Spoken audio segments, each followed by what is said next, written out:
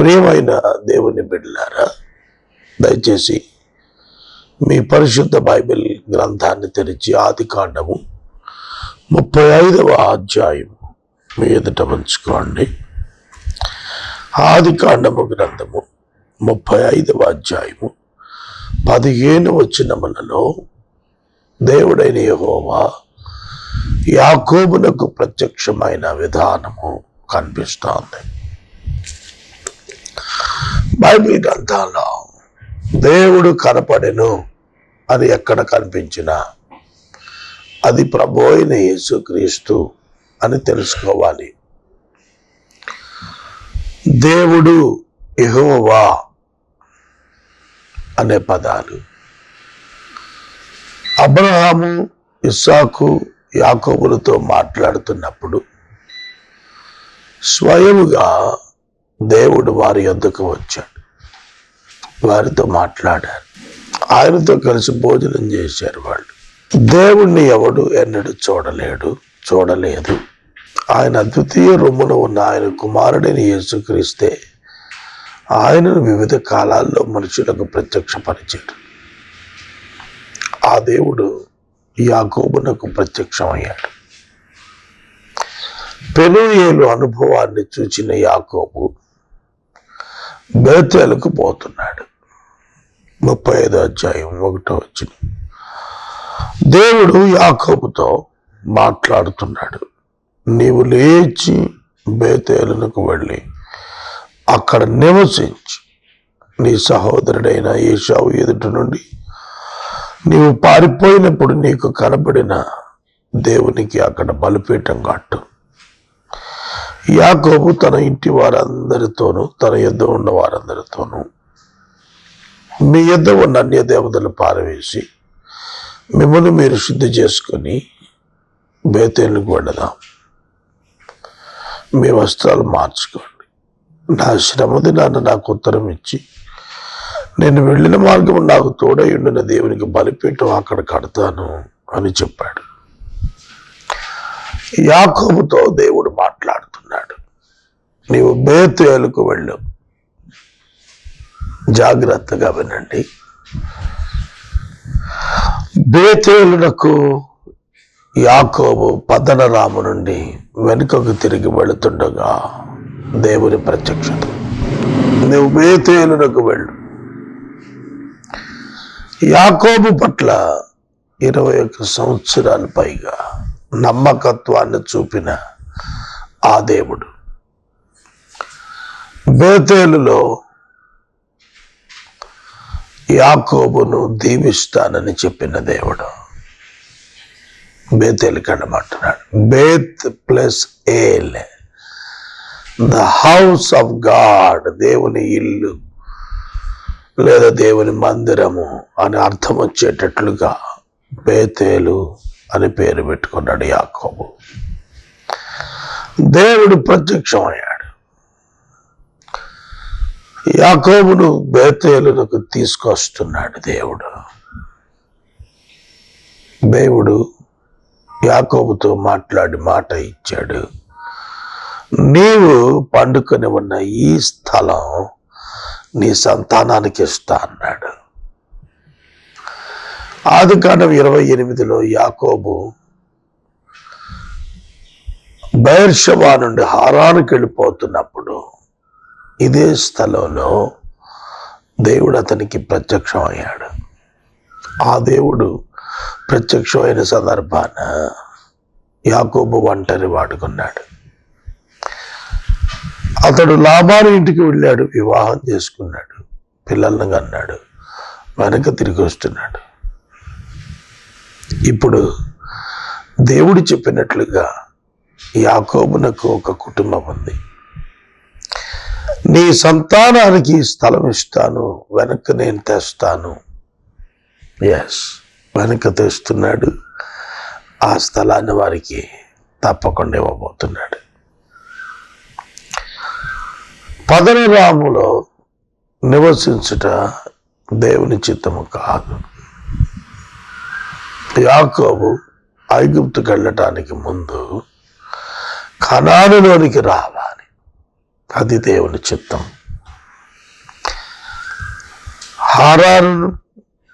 హారాను నుండి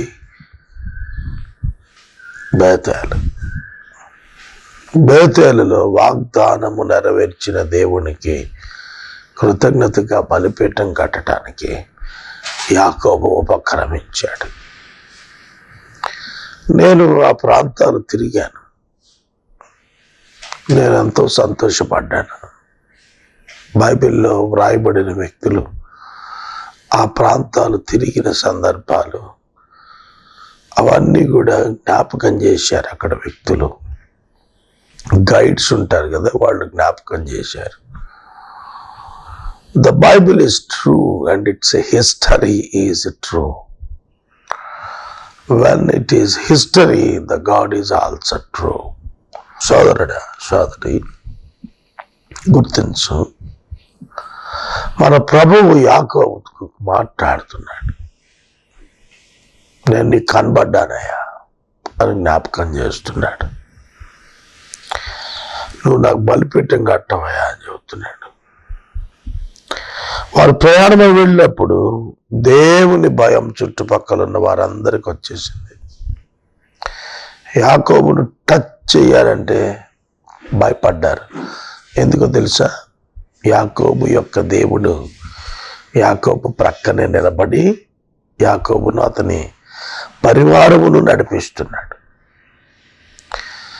యాకోబు ట్రావెలర్, ఒక ప్రయాణికుడిగా ఉన్నాడు. ఆ ప్రాంతాల్లో బలాఢ్యులైన వారు బలహీనులను ఆక్యుపై చేయటం, దోచుకోవటం సాధారణ విషయం. అట్లాంటి కండిషన్స్ మధ్యలో యాకోబును టచ్ చేయటానికి ఆ చుట్టుపక్కల వారందరూ భయపడేటట్లు దేవుడు చేశాడు. దేవుడు వారిని బలాఢ్యులుగా చేశాడు. వారంటే ఒక స్ట్రాంగ్ ఒపీనియన్ చుట్టుపక్కల ఉన్న ప్రజలందరికీ వచ్చేసింది. వాళ్ళ జోలికి మనం వెళ్ళకూడదు, వాళ్ళు మనకంటే బలాఢ్యులు. మన దేవుడు అటువంటి భావన వారిలో కలిగించాడు. అలాంటి ఆ స్థలంలో ఉన్న ప్రజలకు దేవుని యొక్క బిడ్డలైన యాకోబు అతని సంతానం మీద భయాన్ని పుట్టించాడు. వారు ప్రయాణమైపోయినప్పుడు దేవుని భయం వారి చుట్టుపట్ల పట్టణాల మీద ఉన్నది. కనుక వారు యాకోబు కుమారులను తరుమలేదు. యాకోబును అతనితో ఉన్న జనులందరూ కనానులో లూజునకు వచ్చిరి. అదే బేతేలు. లూజునకు వచ్చిరి. తర్వాత అది రూపాంతరం చెంది పేరు మార్చబడి బేతేలుగా మారిపోయింది. ఇక్కడ మీరు గమనించాల్సింది ఏమిటంటే, వాగ్దానం ఇచ్చి నెరవేర్చేటువంటి దేవునికి బలిపీఠం కట్టాడు. తాను వెళ్ళిన స్థలంలో తోడున్నాడు, ఆహారం ఇచ్చాడు, వస్త్రం ఇచ్చాడు, భద్రత ఇచ్చాడు. అదేగా అతడు కోరుకుంది 28వ అధ్యాయంలో. తన ప్రార్థనకు జవాబు వచ్చింది. అందుకే దేవునికి అతడు కృతజ్ఞతాస్తుతులు చెల్లించడానికి బలిపీఠాన్ని కట్టాడు. అక్కడ బలిపీఠం కట్టిన తరువాత మళ్ళా ప్రయాణం అయిపోయారు. మళ్ళా వారు అక్కడ బలిపీఠము కట్టుడు కొరకు కొనసాగించిన ప్రయాణం అనంతరం బేతేలుకు వచ్చారు. అక్కడ ఏరే బేతేల్ అనే పేరు పెట్టి అక్కడ బలిపీఠాన్ని కట్టారు. 9వ వచనంలో మరలా దేవుడు ప్రత్యక్షం అయ్యాడు. తిరిగి దేవుడు ప్రత్యక్షం, మరలా దేవుడు ప్రత్యక్షం. ఎందుకు దేవుడు రిపీటెడ్గా యాకోబును దర్శిస్తున్నాడు? యాకోబు పట్ల దైవ ప్రణాళిక ఉన్నది. అందుకే యాకోబు వెనకాలే ప్రభు వస్తున్నాడు. యాకోబుకు ముందున్నాడు, యాకోబు వెనకాల ఆవరించున్నాడు. ఆయన తీసుకెళ్తున్నాడు. యాకోబు పద్దనరాం నుండి వస్తున్నాడు. దేవుడు తిరిగి అతనికి ప్రత్యక్షమై అతన్ని ఆశీర్వదించాడు.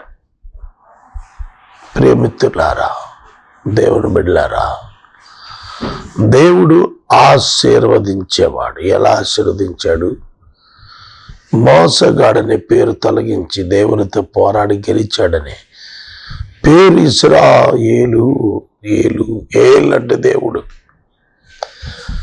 ఇజ్రాయేల్ దేవునితో పోరాడి గెలిచినవాడు, దేవునిది గెలిచినవాడు.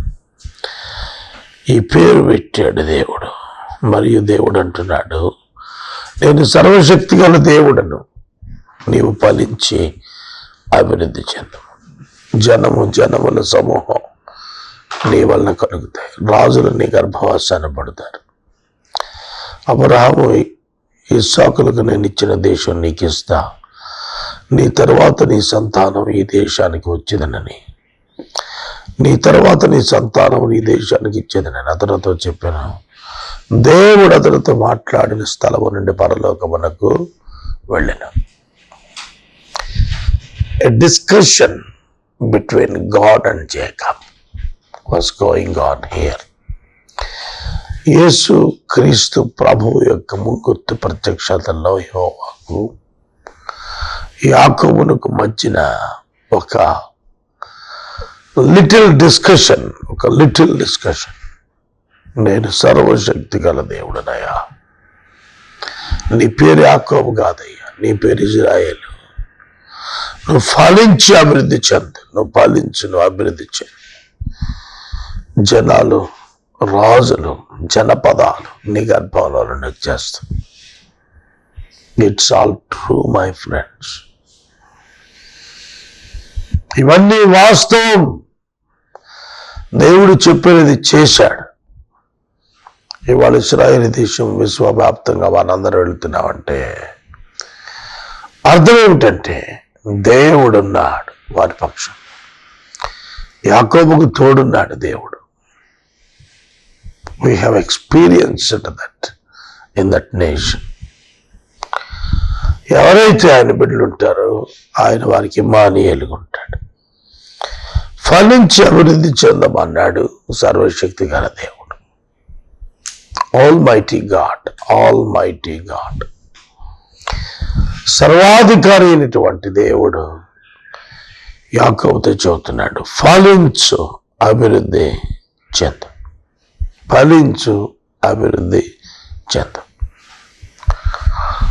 దేవుడు అక్కడి మాట చెప్పగలడు. నిన్ను ఫలింపజేయగలిగిన వాడు, నిన్ను ఆశీర్వదింపజేయగలిగిన వాడు నీ ప్రభువు ఒక్కడే. కనుక నేను అబ్రహాముకు ఇస్సాకు ఇచ్చిన దేశం నీకు ఇస్తాను, ఆ తర్వాత నీ సంతానం నీ దేశానికి ఇచ్చేస్తాను. దేవుడు అతనితో మాట్లాడట సాధించిన తర్వాత ఆ స్థలం నుండి పరలోకమునకు ఆయన వెళ్ళిపోయాడు. దేవుడు తన దాసునితో మాట్లాడి వాగ్దానం ఇచ్చి పరలోకమునకు వెళ్ళాను. Direct appearance. భూమి మీదకు దిగొచ్చి మాట్లాడుతున్నాడు. పరలోకం నుంచి కలనిచ్చింది కాదు ఇది. డైరెక్ట్ మాట్లాడి తిరిగి పరలోకానికి వెళ్ళాడు. మనకు ఆశ్చర్యమైన మాటలు ఇవన్నీ కూడాను. మన ప్రభువు వాగ్దానం ఇచ్చి దాని నెరవేర్పు కూడా అన్ని పరిస్థితులు ఆయనే ఏర్పాటు చేసి వాటిలో మనం నడిచేటట్లుగా చేస్తాడు. ఆయన గొప్ప దేవుడు. ఒక తండ్రి కంటే గొప్పవాడుగా యాకోబు యొక్క జీవితంలో కనపడ్డాడు. రిపీటెడ్గా మనం ఆయన సర్వశక్తి గల దేవుడిని అర్థం చేసుకుంటున్నాం. ఆయనకు అసాధ్యమైంది లేదని అర్థం చేసుకుంటున్నాం. ఆయన మూలపుత్రులను దీవించాడు, ప్రతిఫలం ఇచ్చాడు అని మనం అర్థం చేసుకున్నాం. ఈ లేఖనాల్లో ఈ 35వ అధ్యాయం అంతటిలో కూడా కనెక్షన్ 28 నుంచి దేవుడు 35 మధ్యలో యాకోబు జీవితాన్ని సంరక్షించి తానే బయటికి తెచ్చి తాను అనుకున్నది అతని జీవితంలో నెరవేర్చడానికి అతన్ని నడిపిస్తున్నాడు. ఈ పాఠం మీకు కూడాను. మీ జీవితంలో కూడా వాగ్దానం ఇచ్చిన వాడు వాటి నెరవేర్పు వైపు మనం తీసుకెళ్తాడు. మనం నిమిత్త మాత్రలు, మనం అల్పులం. ఆయనే ప్రతి విధమైన పనిలో మనకు తోడుగా ఉంటాడు. యాకోబు యొక్క మందలను అభివృద్ధి చేశాడు. యాకోబు యొక్క దాసదాసీలను విస్తరింపజేశాడు. యాకోబు యొక్క సంతానాన్ని కనికరించాడు. యాకోబు యొక్క సంతానం పట్ల ఎవరు కూడా దాడి చేయకుండా వారిపైకి దేవుడు దిగొచ్చి అన్య జనాంగం అందరికీ భయాన్ని కలిగించాడు. యాకోబు గర్భవాసాన రాజులు పుడతారని దీవెన ఇచ్చాడు. జన సమూహాలు పుడతారని దీవెన ఇచ్చాడు. విశ్వవ్యాప్తంగా యాకోబు యొక్క 12 గోత్రాల సంతానం విశ్వవ్యాప్తంగా ఉన్నారు. ఇవాళ నక్షత్రాలు ఎలాగూ విశ్వవ్యాప్తమో, నక్షత్రాలు ఎలాగూ విశ్వవ్యాప్తమో అలాగున యాకోబు యొక్క కుమారులు ఈ దినాన విశ్వవ్యాప్తమై ఉన్నారు. 208 దేశాల నుండి ఇవాళ యాకోబు దేవుని యందు విశ్వాసం ఉంచిన వారు యెరూషలేముకు వస్తున్నారు. సోదరుడా, సోదరి, పరిశుద్ధుడైనటువంటి దేవుడు మాట్లాడి తన ప్రజలకు పని చేయించి తాను పనిలో ఇన్వాల్వ్ అయి మన పట్ల తన ప్రణాళిక నెరవేరుస్తున్నాడు. ఇవాళ లోకము దీనిని గుర్తెరగాలని నేను మనవి చేస్తున్నాను. ఆయన తనతో మాట్లాడిన చోట యాకోబు ఒక స్తంభాన్ని, రాతి స్తంభాన్ని కట్టి దాని మీద పానార్పణం పోసి నూనె దాని మీద పోశాడు. తనకు దేవుడు మాట్లాడిన చోట యాకోబు బేతేలు అని పేరు పెట్టి బేతేలు నుండి వాళ్ళు ప్రయాణం అయిపోయారు. అదొక మజిలీగా మాత్రమే ఉపయోగపడింది. ఆ తర్వాత యాకోబు మరలా తిరిగి అతడు ఐగుప్తుకు వెళ్ళాలనేటువంటి సందేశాన్ని కూడా దేవుడు అతనికి ఇచ్చాడు. గమనించండి, యాకోబు యొక్క జీవితం ఎప్పుడు, ఏ దేశంలో, ఎక్కడ, ఎంతకాలం, ఏ విధంగా ఉండాలని దేవుడు డిజైన్ చేశాడో అదే అతని జీవితంలో జరుగుతూ వచ్చింది. అతనిని దేవుడు వివిధ స్థలాలు గుండా నడిపించుకుంటూ అతనిని యోసేపు నద్దకు తిరిగి చేర్చాడు. ఇక్కడ మనం గమనించినట్లయితే యాకోబు యొక్క జీవితంలో వెనుకకు తిరిగి వచ్చినప్పుడు అతడు 60-62 సంవత్సరాల వయసు ఉంటే యోసేపు యొక్క 17వ ఏట అతన్ని అన్నదమ్ములు కొట్టి అమ్మేస్తే యోసేపు 13 సంవత్సరాలకి అక్కడ ఐగుప్తులో ప్రధాని అయితే మొదటి 7 సంవత్సరాల ప్రాబ్లం లేదు కాబట్టి అక్కడ ఒక 20 years జరిపితే అబౌవ్ 80 years దాటిపోయిన తరువాత అప్పటికే యోసేపు ఐగుప్తులో పరిపాలన ప్రారంభించేశాడు. అక్కడికి యాకోబును అతని కుమారులను తీసుకెళ్ళటానికి దేవునికి ఇష్టమైంది. ఇది అబ్రహామునకు దేవుడు చెప్పినటువంటి వాగ్దానం ఉందే. ఆదికాండం 15లో ఇస్సాకు పుట్టక పూర్వం దేవుడు అబ్రహామునకు ఇచ్చినటువంటి వాగ్దానం చొప్పున పరాయి దేశంలో నీ యొక్క సంతానం 400 సంవత్సరాలు 400 సంవత్సరాలు 400 సంవత్సరాలు ఉండబోతోందని ప్రవచనము నెరవేరేటట్లుగా దేవుడు యాకోబును ఐగుప్తుకు నడిపించాడు. అక్కడ నడవటానికి యాకోబు యొక్క కుమారుడు అక్కడ ప్రధానిగా ఉన్నాడు. ఈ స్టోరీస్ అన్నీ కూడా మనం చదువుతూ ఉన్నప్పుడు మనకేమర్థం అవుతోంది, God is alive and he makes his children alive and most meaningful. వాక్యాన్ని వింటున్న సహోదరుడా, సహోదరి, యాకోబును వెంటాడి అభివృద్ధి చేసినట్లుగా నిన్ను కూడా ఆశీర్వదించాలని దేవుడు కోరుతూ ఉన్నాడు. తర్వాత మనకు దేవుడైన యెహోవా యాకోబుతో మాట్లాడుతున్నప్పుడు యాకోబును హెచ్చించిన, ఆశీర్వదించిన విధానము మనకు 37వ వచనంలో మనకు కనిపిస్తుంది. 46వ అధ్యాయంలో మాట్లాడుతున్నాడు తిరిగి దేవుడు. ఇశ్రాయేలు తనకు కలిగినంత తీసుకుని బెర్షెబాకు వచ్చినప్పుడు, ఇస్సాకు దేవునికి బలులు అర్పించినప్పుడు, అదే రాత్రి మరలా దేవుడు మాట్లాడుతున్నాడు, యాకోబు యాకోబు అని ఇజ్రాయేలును పిలిచినప్పుడు, నేను నీ దేవుడు, నీ తండ్రి దేవుడను, ఐగుప్తుకు వెళ్ళుటకు భయపడవద్దు, అక్కడ నిన్ను గొప్ప జనంగా చేస్తాను, నేను ఐగుప్తును నీతో కూడా వస్తాను, నిన్ను నిశ్చయంగా తిరిగి తెస్తానన్నకి యోసేపు నీ కన్నుల మీద తన చేయి ఉంచుతాడని సెలవిచ్చాడు. యాకోబు లేచి బెర్షెబా నుండి ఐగుప్తుకు ప్రయాణమై వెళ్ళాడు. ఫరో అతన్ని ఎక్కించుకొని తీసుకురావడానికి పంపించిన బండ్ల మీద యాకోబు కుటుంబం 70 మంది, స్త్రీలు పిల్లలు కాక వారు 70 మంది కౌంట్, వాళ్ళందరూ కూడా వెళ్ళారు. భార్యలు కాక వాళ్ళు 70 మంది వాళ్ళు వెళ్ళారు. దేవుడు యాకోబును ఐగుప్తుకు చేర్చాడు. అక్కడే యాకోబు మృతి పొందాడు. దేవునితో యాకోబు నడిచిన అనుభవాన్ని సంపాదించుకున్నాడు.